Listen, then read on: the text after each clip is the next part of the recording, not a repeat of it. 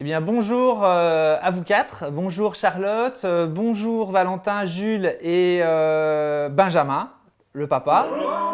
Voilà, on est ravis de vous accueillir dans le cadre de cette version online des Rendez-vous de l'Aventure, une édition un peu exceptionnelle, c'est vrai, cette année, et on aimerait énormément vous accueillir en chair et en os pour vous faire découvrir un peu notre Jura, notre festival, mais on devra se contenter de la distance, mais je pense qu'on peut quand même avoir des échanges très intéressants et très éclairants sur l'aventure que vous avez vécue en famille et qu'on retrouve dans ce film Les Sismour, qui est un film, moi, que j'appelle un feel-good movie, un film qui nous donne envie voilà, de vivre des choses, de tout lâcher, d'oser dans la vie.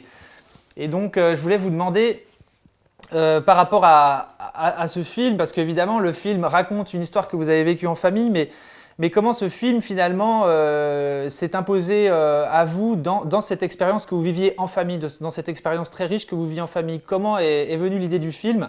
Est-ce que c'est vous qui l'avez eu? Est-ce que c'est Mathias Joubert qui vous l'a suggéré? Est-ce que c'est un concours de circonstances, un accident, une aventure? Expliquez-nous un peu comment le film est né.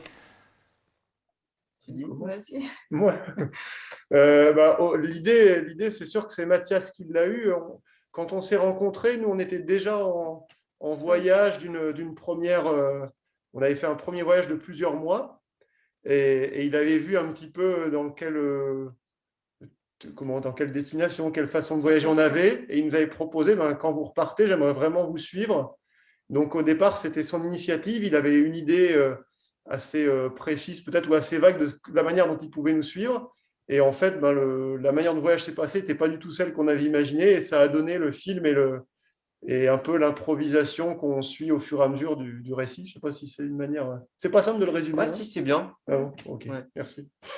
Mais la moitié des images utilisées quasiment Elles sont filmées par nous. n'étaient pas prévues initialement pour faire un film. C'était des petits rushs qu'on faisait souvenir au quotidien comme ça. Et c'est après coup Que ça s'est intégré à l'histoire. que ça s'est intégré à l'histoire. Et voilà.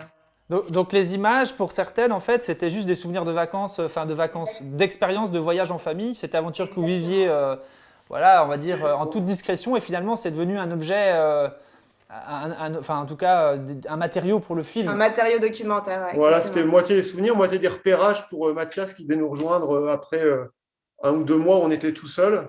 Et puis au final, voilà, ça ne s'est pas passé comme ça et on s'en est servi pour l'intégrer au récit. Et est-ce que vous, ça vous a boosté dans votre projet, cette idée de film? Est-ce que vous avez trouvé que c'était quelque chose d'excitant ou est-ce que vous avez eu peur à un moment que finalement on puisse jeter un regard sur finalement l'intimité d'une expérience de famille? Non, je dirais qu'on n'a pas eu peur, mais on n'était pas forcément au début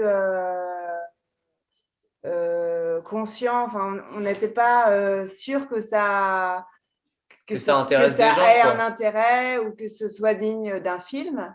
Et c'est lui qui avait vraiment envie de documenter ce style de vie-là.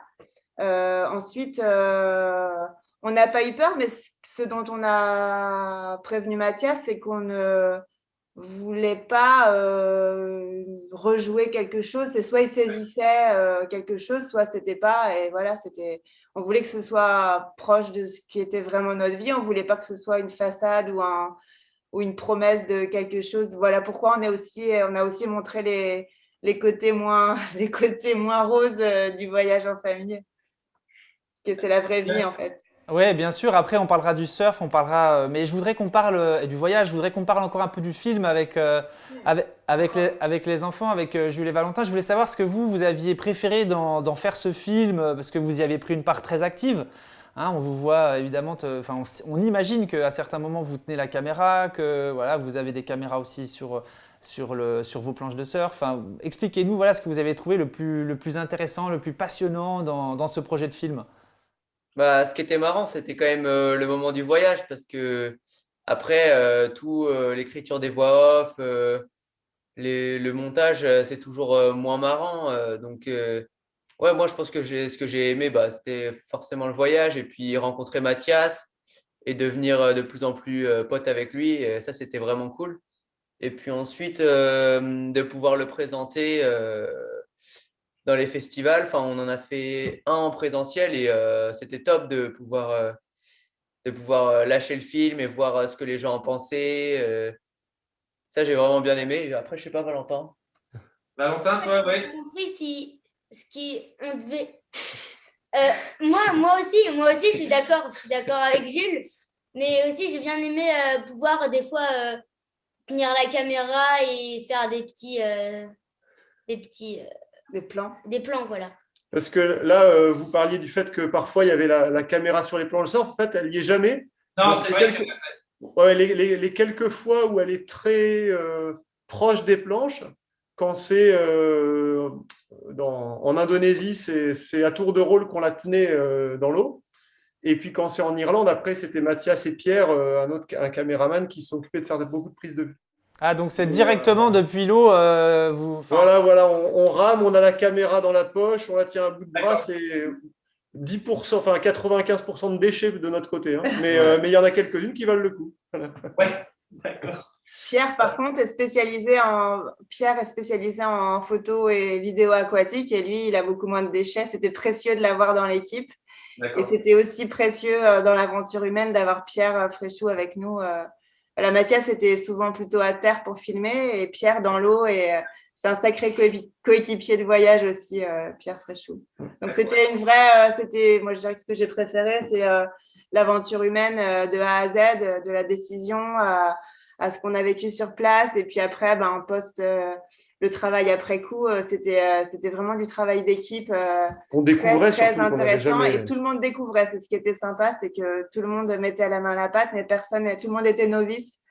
On peut dire qu'on était tous mauvais ou qu'on avait tous la fraîcheur de la découverte et le jus pour le faire. Donc, c'était vraiment, vraiment sympa.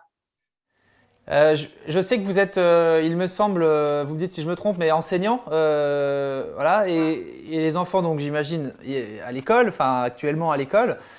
Justement, j'avais une question par rapport à ça. Je voulais savoir ce que ce genre d'expérience peut vous a appris, peut nous apprendre que l'école ne peut pas enseigner. Est-ce que vous avez eu des enseignements à travers cette expérience du voyage et du film, cette rencontre peut-être avec les autres? Que l'école ne peut pas ou enfin ne pourra jamais enseigner d'une manière aussi forte? Moi, ce qui me vient en premier à l'esprit, c'est énormément l'autonomie, savoir beaucoup plus se débrouiller tout seul, que ce soit moi, enfin nous deux en tout cas pour les devoirs ou même se débrouiller tout seul pour aller chercher à manger ou demander des services. Et puis aussi apprendre les langues aussi fortement, ça se fait. Enfin, c'est pas possible, quoi. Parce que être Immergé. en immersion totale, en fait, tu es obligé, tu peux pas parler autrement, donc tu dois te débrouiller, sinon tu peux pas communiquer, quoi. Ouais. Je précise, là, Ouais. tu parles Surtout en Indonésie. Je peux parler, Vous avez appris c'est le Bahasa Indonésia, c'est ça? C'est ça, la langue nationale. Alors comment on dit bonjour? Maintenant, c'est la matsore. Là, c'est bon après-midi, voilà. D'accord. On enregistre après-midi. Et vous, ce sera le soir, peut-être que les gens regarderont. Donc, on pourra dire c'est la mat madame. D'accord. Et Valentin, tu voulais réagir par rapport à ce que disait ton frère sur les enseignements du voyage, de l'expérience de l'aventure que l'école n'enseigne pas ou bon, de manière très différente peut-être? En fait, ce qui est bien, c'est que quand tu es en voyage, tu bouges beaucoup, on rencontre quand même beaucoup de gens et parmi tous ces gens-là, il y a des personnes que genre on n'oublie pas, quoi. Est-ce que vous aussi, vous ressentez très fortement que cette expérience-là peut fournir des apprentissages que l'école ne fournit pas, par exemple? Pour nos enfants. Pour vos enfants, bien sûr. Pour nos enfants, c'est certain qu'on a vu des apports incroyables. On les a vus grandir autrement. On a vu nos enfants rencontrer des gens voilà, qui vivent très simplement et qui ont un rapport à l'instant présent et au bonheur qui est une évidence que nous, on perd parfois en étant pressés et en étant parfois mal connectés à la nature. Ou voilà, ce n'était pas franchement notre cas parce qu'on a toujours quand même essayé de vivre très, très proche des vagues et de garder du temps pour nous, pour surfer ensemble, etc. Donc, si je refais le lien avec la question, je dirais qu'on a trouvé que nos enfants, au retour, gardaient de ce voyage une capacité à se satisfaire de la moindre petite vague. Ils n'étaient pas blasés d'avoir surfé des vagues magnifiques. Et les vagues moins magnifiques qu'on avait, ils étaient contents de les partager avec les copains. Ils les trouvaient top. Ils étaient dans l'instant, ils étaient connectés au moment. Et ça, je dirais que la capacité au bonheur des gens qu'on a rencontrés nous a vraiment bien marqués. Et, ils rient, ils dansent, voilà, ils cuisinent, ils étendent du linge, ils ont la pêche et le riz, les noix de coco à côté, à portée de main, mais pas forcément beaucoup d'autres choses matérielles. Et nos enfants ont compris et ont vécu avec peu de choses et ils ont compris qu'il n'y avait pas forcément besoin. Évidemment que c'est dans nos sociétés, on a tout ce qu'il faut. Enfin, nous, personnellement, on a tout ce qu'il faut. Donc, je ne veux pas m'embourber dans un discours Moraliste. moraliste du tout. Et Benjamin, ça rejoint Pardon Charlotte, vas-y. Non, pardon. Ça rejoint le titre du film et ça me donne envie de vous poser la question suivante. Est-ce que c'est vous, bien sûr vous l'avez inspiré, mais est-ce que c'est vous qui l'avez choisi? Est-ce qu'on vous l'a suggéré ou est-ce que c'était vraiment une formule qui vous était très chère? Non, mais alors, là, pour reprendre tout ce qu'a dit Charlotte et ta question, c'était, nous, on voit un peu par le film que le voyage, ça nous a toujours attiré, même avant qu'on soit enseignant. Et petit à petit, on a réalisé, on a mis des cailloux petit à petit à différentes étapes de notre vie. On s'est connus assez jeunes avec Charlotte. Et on va dire, le fait de voyager en famille, c'était un rêve. Mais ce rêve, le fait de faire ce film avec Mathias, c'est nous qui l'avons écrit au final. Il y a beaucoup d'images qui ne sont pas de nous, évidemment, Mathias, l'idée, etc. Mais on s'est dit comment on raconte tout ça. Et quand on est revenu, qu'on a pris ça a mis des mois. Et quand on a pris un peu un regard de côté, on s'est dit, finalement, ce qui en ressort, et donc le titre, oui, il est de nous, c'est ça, c'est qu'est-ce qu'on a à transmettre. On s'est dit que le final, le plus important, c'est ça, c'est qu'est-ce qu'on aura vécu, qu'est-ce qu'on laisse à nos enfants, et qu'est-ce que c'est le nœud de tout ça, et au-delà du surf, au-delà de voyager en famille. C'est qu'est-ce qu'on essaie de garder. Et au départ, au bout de quelques mois, avec Mathias, on n'arrivait pas à trouver. Bon, on raconte une histoire, on nous suit en voyage, mais on n'avait rien, on n'avait pas trouvé ça. Et ça n'a pas été évident. Ça s'est passé au bout de quelques mois de dérocher, de chercher des idées, etc. Et une fois qu'on l'avait trouvé, on s'est dit, oui, c'est ça, pourquoi on n'y a pas pensé avant, quoi. Est-ce qu'à votre retour, vous arrivez quand même à garder une démarche dans cet esprit-là? Est-ce que c'est compliqué finalement au contact du quotidien en France avec les injonctions du quotidien, le rythme de vie? Est-ce que c'est possible finalement de vivre dans cet esprit-là en France comme en Irlande, dans un van ou en Indonésie par exemple? Le sentiment de voyage et tout ça peut être trouvé dans des moments pas du tout loin de chez toi ou j'arrive pas à formuler. Non, mais moi, ce qui me vient en idée quand tu reprends la parole, c'est que je t'ai vu. Maintenant, Jules est rentré en seconde, il est en Bretagne, donc il est très autonome alors qu'il n'est pas bien vieux. Et il y a une semaine, alors qu'il neigeait en Bretagne, je l'ai vu en slip te baigner dans la mer.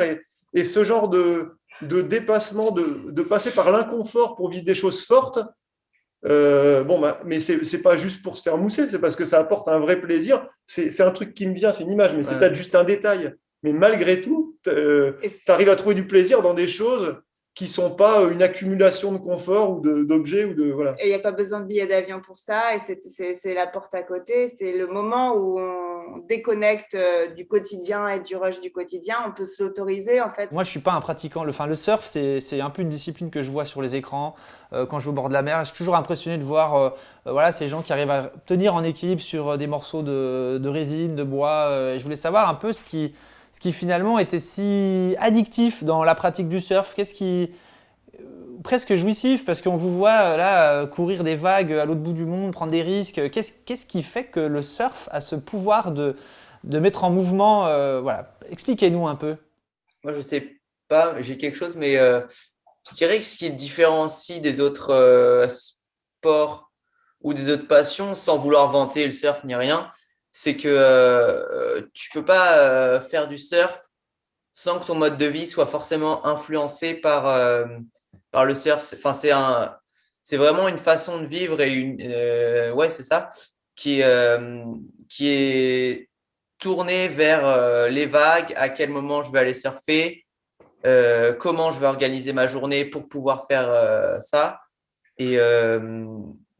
Et oui, c'est ça. Tout ta vie est tournée vers C'est le pas, moment. c'est pas qu'un sport, quoi. C'est Ouais. vraiment, et c'est intrinsèquement connecté au cycle de la nature, aux lunes, aux marées. Donc ça, c'est assez fort. Voilà, c'est vraiment pas qu'un sport. On peut pas dire que c'est un sport purement. Après, ah oui, on m'a donné la parole à Val.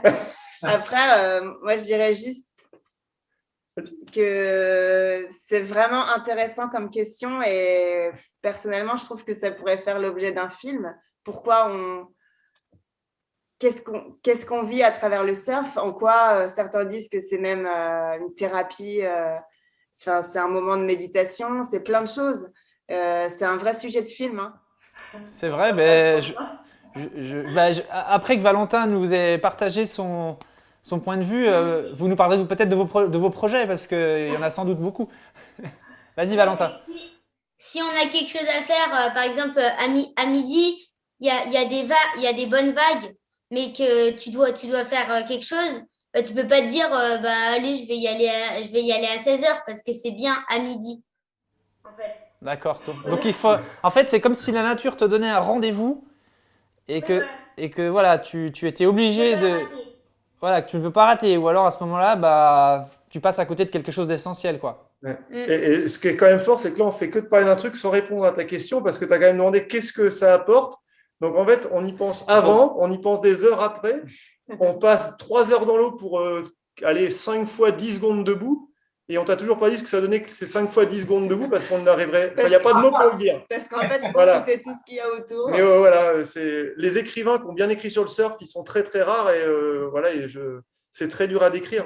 Vous avez des noms Par contre, on le vit en dehors. On le vit, c'est quelque chose qui fait partie en effet de la vie en dehors du moment où on est debout sur la planche, c'est clair. Et pour peu de personnes, c'est juste une façon de. Enfin, il y a peu de personnes pour qui c'est juste une manière de s'entretenir ou quoi. C'est vraiment souvent une façon de s'extraire de la vie quotidienne et de profiter, de ne penser à rien d'autre. Qu'on va pas retrouver, désolé les tennisman, mais quand tu vas aller jouer des balles avec ta raquette, alors que là, je sais pas, immergé dans l'eau froide et tout, voilà quoi. Nous, en tout cas, on l'a pas rencontré autrement, peut-être que. D'accord, et alors, c'est intéressant, c'est vrai que votre manière de pratiquer le surf me donne personnellement, et je suis sûr qu'il donne envie à beaucoup de gens de pratiquer le surf. Je voulais vous poser une dernière question. Par rapport à vos projets, justement, est-ce que vous avez de nouvelles envies, de destinations? Alors en ce moment, c'est un peu contraint tout ça, mais voilà, est-ce qu'il y a des choses qui vous animent, des rêves comme ça que vous alimentez secrètement et que vous voudriez partager en petits morceaux avec nous? On en a. Ouais, là, comme tu dis, le contexte, nous, chaque année, là, les enfants grandissent, donc ils ont chacun aussi leur projet. Donc, on a peut-être des idées de encore pouvoir faire quelque chose tous les 4, mais rien que le fait que Jules se soit installé en Bretagne au lycée, en filière sportive, et que nous, ça nous permet de découvrir cette région parce qu'on habite un peu au sud, dans l'île de Ré, voilà, on n'est pas en Bretagne. C'est aussi un prétexte à découvrir un nouvel endroit en famille sans aller au bout du monde. Ouais. Après, ça nous a permis malgré tout des moments l'an dernier extraordinaires. Au début du mois d'août en Bretagne sur quelque chose que tout le monde pourrait vivre en fait, dans de l'eau froide, dans des petites vagues. On était tous les 4, on était bien. Et puis pour à moyen terme, peut-être que si les frontières ouvrent, on a peut-être une ou deux idées de découvrir des endroits qu'on n'a jamais encore vus tous les 4, mais on verra un peu les envies de chacun à ce moment-là. Hein. Benjamin, Charlotte, Jules et Valentin, merci énormément d'avoir pris ce temps d'échanger avec nous, avec le festival Les Rendez-vous de l'Aventure dans le Jura. J'espère qu'on pourra vous. De rien, merci. Merci à vous. J'espère qu'on pourra vous rencontrer en chair et en os lors d'une prochaine édition du festival Les Rendez-vous de l'Aventure. Et puis on vous souhaite bon vent dans vos projets d'aventure et voilà, restez en lien avec le festival. Vous avez beaucoup à nous raconter, donc voilà, on attend de vos nouvelles dans vos futures aventures. Et si ce film vous enthousiasme, n'oubliez pas de voter pour le prix du public sur notre site internet www.rdv-aventure.fr.